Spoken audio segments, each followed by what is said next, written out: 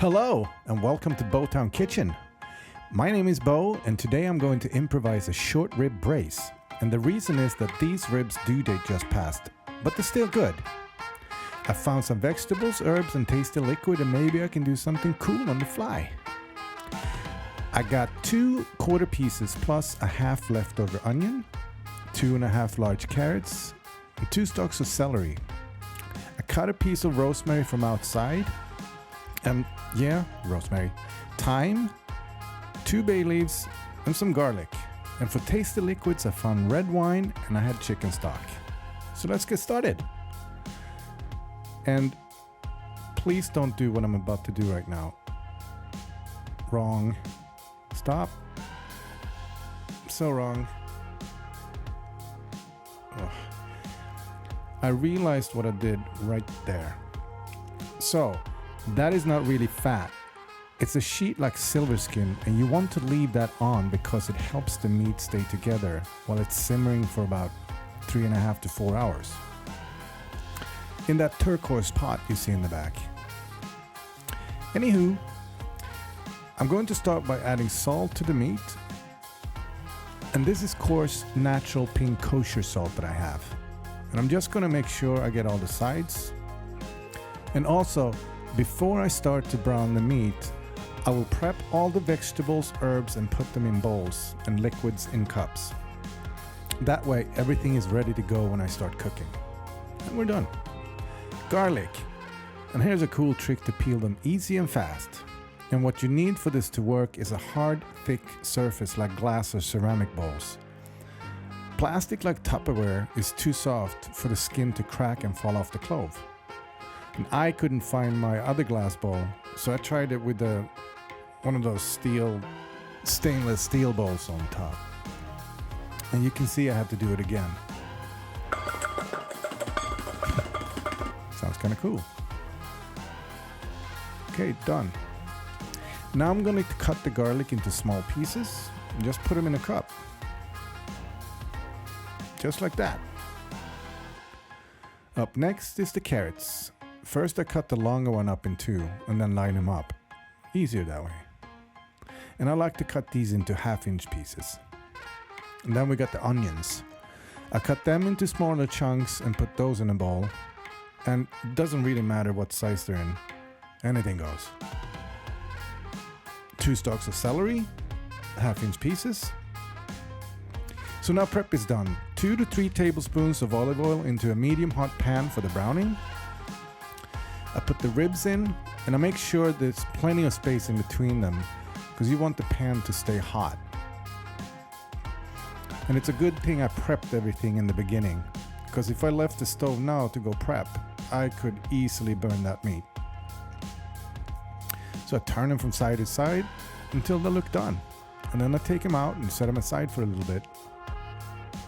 I'll leave the residue from the meat and pour in the onions. A pinch of salt to make them sweat. Next, the garlic. And I want to see that the onions get soft and more transparent. And here comes the wine. And that is going to lift the residue up from the bottom of the pan for good taste. Celery, carrots, and I stir that up evenly. And in with the meat. And I like to stick the meaty part down in the liquid. Stock. And for some warmth, I put a teaspoon of red pepper flakes in the mix. It's not going to make it spicy. And last, here comes the herbs. Rosemary, thyme, 2 bay leaves. And you can just chuck them in too. I don't know why I'm being so picky with those leaves. And now we let that heat up to a simmer. And this is 4 hours later. And you can see how the meat has broken down and it's barely holding on to the bones. And the whole place smells so good.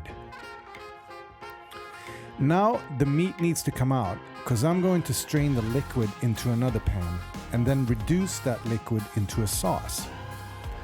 So when I take out the meat, I make sure I grab the bone and the meat together because the bone will fall off real easy here. I carefully grab them one by one and put them in an oven-safe dish, cover them with aluminum foil and stick them in the oven at 100 degrees while I'm reducing the liquid. Because The reduce takes at least 20 minutes, and by the time I'm done with the sauce, the meat is cold. Okay, I'm going to freeze the frame here. I now realize that I have not thought of anything to go with the meat. I focused so much on the ingredients for the braise that I forgot about making something to go with it. I remembered that carrots still look good, and they will add good taste. So I get the pan from the oven, I grab the carrots and put them in with the meat. And while I'm doing that, I'm trying to figure out what else I have at home that could complement the ribs. I have 2 russet potatoes I could make a creamy mash with.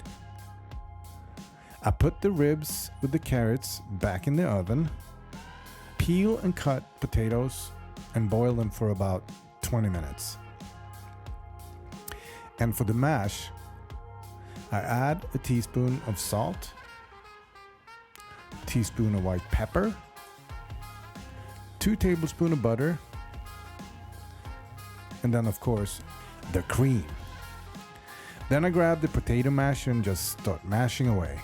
And based on the consistency, I just add more cream until I see the mash is nice and fluffy. This should be good. Now for the sauce, I start by separating the liquid through a strainer into a saucepan. And you want to get as much liquid as possible.